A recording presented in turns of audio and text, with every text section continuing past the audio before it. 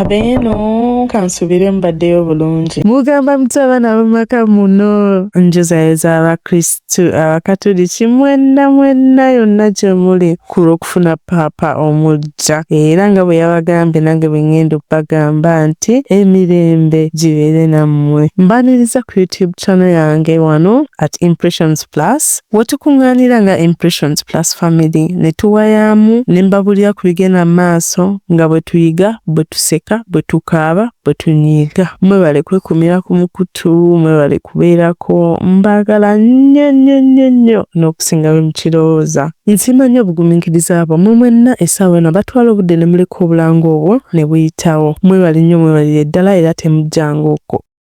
Lady Maria gyebaleko kansubire oli bulungi. Munnange essaawa eno wenkunoonyereza nga wendi ndi mu mbeera ya kwekyawa, ndi mu mbeera ya bulumi era nga simanyi kiki enzizaako. Nze obulamu obwange tebwali bwangu era natandika okukola n'emyaka 17. Omulimu gwe nafuna mukama wange yali mukyala naye mukyala oli yantawaanya. Okuva kw'egyo emyaka gye nalina 17 omukyala yanneegayiriranga twagalane naye nga nagaana okutuusa ebbanga lyetooloolera ddala ne tukola okuza emyaka 18 ng'omukyala yannemirako. Munnange lwali lumu yalina birthday yange.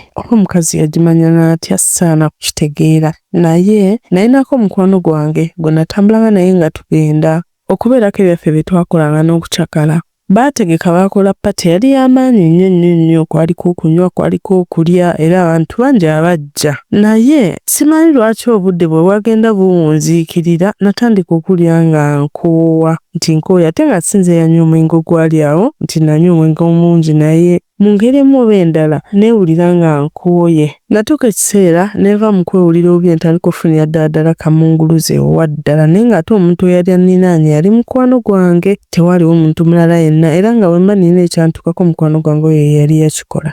Kati obudde bwetooloola twasalawo tudde ewaka. Mukwano gwange n'ankwata ku mukono ng'amazima ntegeera ndaba naye ng'omubiri gwange sigulinaako control. N'anteeka mu mmotoka y'omukyala oyo mbonna atuvugeko. Omukyala yatuvuga atwolekeza wuwe. Ekyasinga okuntabula omutwe nga sisobola sisobola yadde okweyamba naye nkukakasa kino Lady Maria. Omwana ow'obulenzi ye yali yeegolodde bwa ntoogo era nga bwe kuba kulinnya lusozi lwa Nnyamwezi mweteefuteefu naye nga kisitegeera amaanyi ng'ajjawa ng'ate omubiri gwange tegusobola kweyamba naye ng'ate ye mweteefuteefu okulinnya olusozi olwo. Bannange olunaku olwo terulinva ku mutima era sisuubira nti ndirwerabira. Bwe bantuusa mu nnyumba y'omukyalo oyo bantwala mu kisenge ky'abagenyi gye banteeka. Mukwano gwange yansula ku buliri awo n'agenda. Mba ndi awo ng'omukyala atuuse. Omukyala bw'atuuka n'anvuunula mu mazima matuufu nga nze sirinaamu wadde amaanyi amatonotono agasobola okweyamba oba okwetereeza. Era bw'amala okunvuunula yankwata ku mukono ye kennyini nga tewali amuyambyeko. N'atandika okulinnya olusozi Nnyamwezi nga bwansika bwampalula naye nga ye yeekulembereddemu. Era yatwala obudde bwe bwonna n'akola byonna ebyamunyumira ne yeewerekera n'akola atya nze ng'amaanyi sirina wadde mubiri naye ng'ekyewuunyisa oye omwana ow'obulenzi yali anvuddemu okutuusa we yawulira nti ye atuuse gy'abadde alaga oba akutte ku bire bw'atyo nanneesonyiwa. Nga sikulimba mazima nawulira nga nkozeseddwa ne mpulira nga nzivooleddwa ne mpulira nga mpeebuddwa ne neewulira nga ekitiibwa kyange kyonna ng'omusajja kigudde. Bwe bwakya ku makya nga nfunye amaanyi gange namulumba ne tuyomba nnyo kuba nali mpira nga njagala nagenda poliisi era yambuuza kati gwe omusajja ani agenda okuwuliriza. Mazima nawulira ate nga mpeddemu amaanyi era nga n'okubutoka mpotose. Bwe yamala yampooyawooya n'ampa ssente n'aŋŋamba omanyi toyonoona budde na biseera. Kwata ssente ezo okiviiremu awo kyesonyiwe gwe ne bw'onoogenda poliisi tewaliyo omusajja gwe bakkiriza nti yakwatiddwa omukyala. Era ekyaddirira nze ku sayidi yange kwali kwegoba ku mulimu neegoba kuba nali sikyasobola kubeera na muntu afaanana bw'atyo ng'era n'omutunulako sikyasobola mutunulako nga ntandika bulamu bwange nga wayita emyaka gyali 3. Bwe wayita emyaka 3 nagenda nkeera ku makya nsisinkana mwana muwala ku social media kuno mpola nga tutandika bulamu mpola nga ntandika kwagala muwala ono ate naye nga njagala. Lady Maria nafuna trauma era ebbanga linnamala lyonna lyonna okuwenava ew'omukyalo oyo n'emyaka egyo gyaddako awo. Nagezaako okulaba abawala balungi ne mbakwana ne ttandika okwogera naye nga bwe bituuka mu nsonga z'okugenda Nyamwezi ng'omwana mulenzi ensonga ezo agamba nedda nze si byendiko. Mpozzi nate era okubajjukiza nti Maria Impressions Plus tukola kaadi z'emikolo ez'omulembe kwanjula, mbaga, graduations, corporate parties n'emikolo emirala gyonna nga kaadi zaffe zitandikira ku 3,000 eza Uganda okutuuka ku bbeeyi yonna gwe gy'okoowera. Tusangibwa ku Freedom House, Nkrumah Road, Suite M663.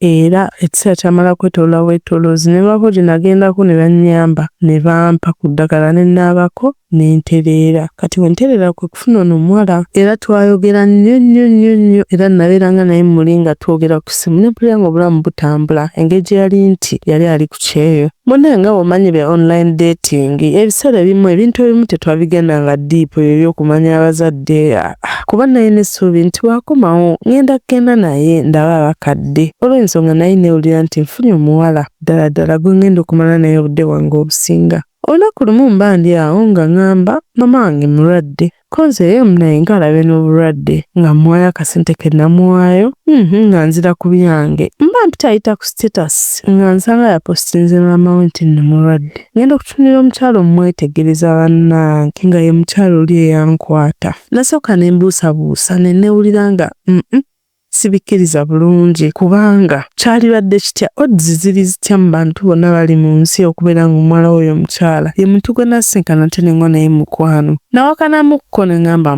maybe ayinza okuba nga engeri gy'anyumyako bano emikwano gyange balina kye baamugamba naye n'akikozesa okuntiizinga. Bannange bimbi nga linajja laba sister wa girlfriend wange bw'afa. Sister wa girlfriend wange bw'afa nalina okugenda okuziika muziikireko ku lulwe. Bwe ngenda okuziika neeyongera okuwunga bwe natuukayo ne nsangira ddala omukyalo oyo nga ye maama w'abaana. Nawulira nga nsobeddwa ekyokukola, nawulira nga simanyi kikyakuzaako kubanga mukyala ye nga y'omuntu mulinako obukyayi obungi ennyo. Kati ndi awo mbitunulamu nga bigenda kundeetera okwawukana n'omuwala gwe mbadde njagala okumala ebbanga nga simulinaako nsonga yonna naye talinaako nsonga yonna kubanga nze omuntu eyakomekkerera nga mbaddeko ne maama we ate natandika nti okubeera ne muwala we. Ntula ne mbirowoozaamu tutuuka tutya mu maaso g'oyo omukyala ne bwe tuba newankubadde tusazeewo nti tugende twekaze nantunula mu maaso ne mutunula mu maaso nga muwala we aleese nze ng'omuko ne ku busungu bwe nnina ku mukyalo oyo kuba okumulabako obulabi kyandeetera okujjukira buli kyankolebwa n'obusungu bwe nnina obungi ennyo era nawulira nga nnyiize ate ng'omuwala talina kye yankoze naye nawulidde nga ntamiddewo kubanga bonna kati nninga abalabanga abantu be bamu nti bo bwabaako kyonna kye baagala bakyetuusaako lwa mpaka. Kati ntuula oluusi ne ŋŋamba oba oli awo maama ayinza obutabaako nakyayogera